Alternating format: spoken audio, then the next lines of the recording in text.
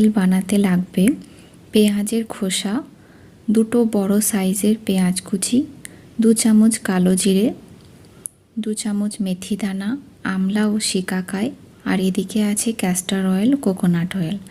আর এই হচ্ছে চুলের জন্য ভীষণ উপকারী এক জিনিস, জবা ফুল, যা আমাদের বাড়িতে তৈরি মাথার তেলের প্রধান উপকরণ। আর সঙ্গে আছে কয়েকটা তুলসী পাতা। জবা ফুলের এই যে মাঝের অংশ পরাগরেণু, এটা আমি বাদ দিয়ে দিই, শুধু যে লাল পাপড়ি এই অংশটুকুই নেব। জবা ফুলে আছে অ্যামিনো অ্যাসিড, যা চুলে ক্যারাটিন প্রোটিনের উৎপাদন বাড়িয়ে তোলে, চুলকে প্রাণবন্ত রাখে। আর তুলসী পাতার গুণাগুণ নিয়ে আমরা প্রায় সবাই জানি। আর নিয়েছি কিছু সতেজ কারি পাতা, যার মধ্যে প্রচুর পরিমাণে অ্যান্টিঅক্সিডেন্ট গুণাবলী রয়েছে। আর রয়েছে প্রোটিন, অ্যামিনো অ্যাসিড, যার উপস্থিতি